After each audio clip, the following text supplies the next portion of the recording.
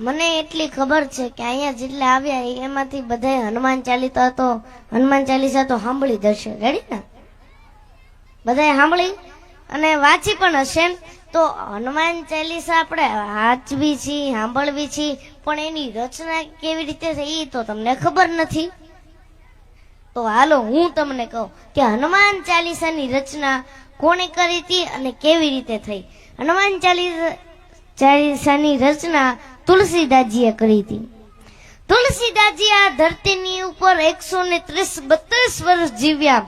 રામનો સાક્ષાત્કાર આ મહાપુરુષને એક દિવસ તુલસીદાસજી દિલ્હી કે કાશી વચ્ચેથી આમ નીકળતા હશે, એમાં એક વૃદ્ધ સ્ત્રી ખોળો પાથરી અને પગે લાગી. એટલે તરત તુલસીદાસજીએ બંને હાથ માથે મૂકી અને એટલા જ આશીર્વાદ આપ્યા કે અખંડ સૌભાગ્યવતી ભવા.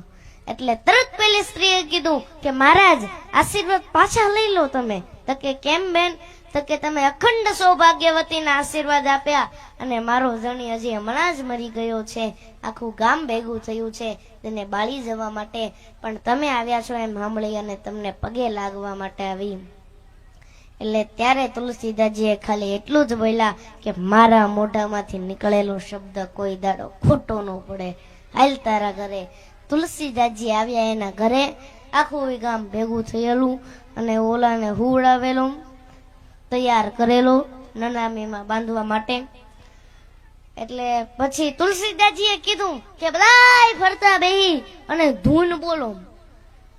એટલે બધાય ફરતા બેહી તુલસીદાસજી એના મસ્તક ઉપર હાથ મૂકી અને રામ નામની ધૂન બોલ્યા. અને જેવું તુલસીદાસજીએ રામ નામનું ભજન કર્યું અને ઓલો માણા મરી ગયો તો એ બગાસું ખાઈને બેઠો થયો અને બધાને જય શ્રી રામ કીધા. અને આ વાત વાયુ વેગે આખા શહેરમાં ફેલાણી. અને ઈ વખતે દિલ્હીનો રાજા અકબર શહેનશાહ હતો. અને ઈ વખતે એના એક મંત્રી ટોડરમલ વિદ્ર મંત્રી હતા અને એમના એક બીજા મંત્રી મુસ્લિમ રહેમલ ખાન કૃષ્ણના ઉપાસક હતા અને બધાય તુલસીદાસજીના સેવકો હતા. એટલે એને અકબરને કીધું કે महाराज हमारे राज्य में ऐसा एक साधु ऐसा एक फकीर है कि जो मुर्दों को भी जिंदा करता है. એટલે આ માણા હતા રાજા, એટલે એમને તરત ફરમાન કર્યું, જાઓ तुलसीदास जी को दिल्ली दरबार में लेकर आओ. એટલે ઓલા બે ચાર સૈનિકો હતા એમના એ બધા ગયા. અને તુલસીદાસજી હતા ને એ સ્વાભિમાની સાધુ હતા. અને તુલસીદાસજીએ સ્પષ્ટ શબ્દોમાં ના પાડી દીધી કે મેં દિલ્હી દરબાર में आ नहीं सकता, मुझे दिल्ली दरबार की कोई आवश्यकता नहीं. હવે ઓલા બધા બે ત્રણ જણા ભેગા આવ્યા હતા, એને કીધું કે મહારાજ દિલ્હી દરબારમાં આવા આટલું લોકો લાઈન લગાડે છે ને તમને સામેથી આમંત્રણ શહેનશાહનું. એટલે પછી તુલસીદાસજીએ ના પાડી દીધી. એટલે ઓલા બધા ગયા. હવે આ તો ભાઈ રાજા માણા, એટલે મહારાજે આદેશ કરી દીધો અકબરે કે જાઓ तुलसीदासजी को पकड़ के ले आओ. હવે આ તો ભાઈ રાજા માણા ગમે એવો આદેશ કરે. અને આપણા કાઠિયાવાડમાં એક કહેવત છે, રાજા વાજાને, એટલે જોરથી બોલો ને, રાજા વાજાને. હા, એટલે તરત આમ એલાન કરી દીધું કે જાઓ तुलसीदासजी को पकड़ कर दिल्ली दरबार में लेकर आओ.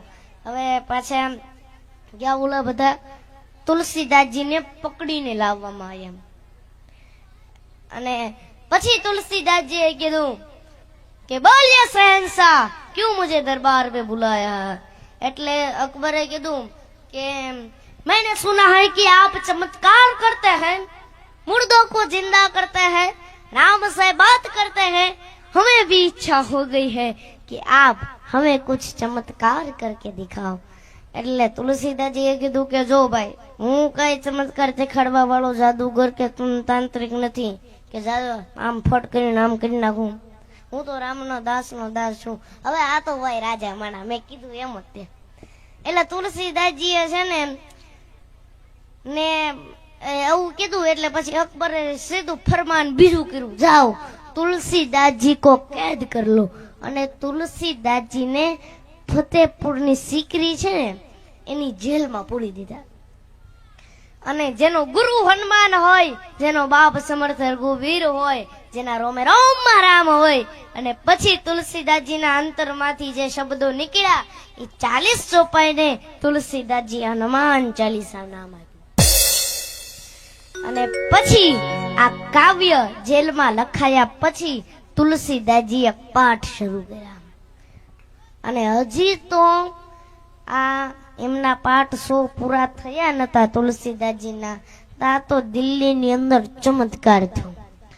હવે હજારો નહીં લાખોની સંખ્યામાં વાંદરાઓ આવી પડ્યા. હવે 2 વાંદરા આપણી પાછળ પડી ગયા તો આપણી દશા શું થાય કયો? હવે 2 વાંદરા આપણી પાછળ પડી ગયા તો આપણી દશા શું થાય? આ તો હજારો નહીં લાખોની સંખ્યામાં વાંદરા ઉભા પછી બાજુ નકરા વાંદરાઓ અને આખી દિલ્હીને જમરોળી નાખી. એના પોલીસ, એના સૈનિકો, એના તોપ ગોળા કાંઈ કામ ન લાગ્યું. અને કહેવાય છે કે આ એના જે વાંદરાઓના ટોળા હતા ઈ બધા પડતા થઈને અકબરના રાજ દરબાર સુધી પહોંચી ગયા મારા બાપ. હવે કોઈ કાબુ ન લઈ શકે કારણ કે બંદૂક ફોડે ગોળી ન નીકળે. હવે જવું ક્યાં? કોઈ કાબુ ન લઈ શક્યું 1, 2 અને 3 દિવસ સુધી કોઈ કાબુ ન લઈ શક્યું. અને પછી એક વૃદ્ધ હાફિઝ, ખુદાનો સાચો બંધુ હતો, એને તુલસીદાસજીને એટલે તુલસીદાસજીને જેલમાં પૂર્યા હતા એટલે ઈ ખુદાનો સાચો બંધુ હતો એટલે એને અકબરને જઈને કીધું કે શહેનશાહ, तुझसे एक साधु का अपराध हो गया है. मैंने सुना है कि तूने एक साधु को बंदी खाने में डाला है.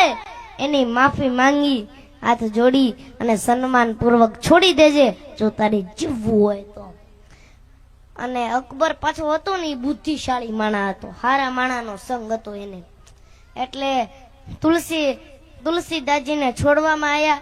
અકબરે હાથ જોડી માફી માંગી અને કીધું કે हे महाराज, ये दरबार आपका है, मैं भी आपका हूँ, आते जाते रहिएगा. એટલે તુલસીદાસજીએ કીધું કે हम वहाँ नहीं बैठते जहाँ विलास होता है, हम तो वहाँ बैठते हैं जहाँ मेरा हनुमान होता है. અને આપણા હિન્દુ ગ્રંથો જે છે એમાં હોતે લખાણું કે જેવું અકબરે માફી માંગી અને હાથ જોડ્યા એમ વાંદરાઓ બધા અદૃશ્ય થઈ ગયા.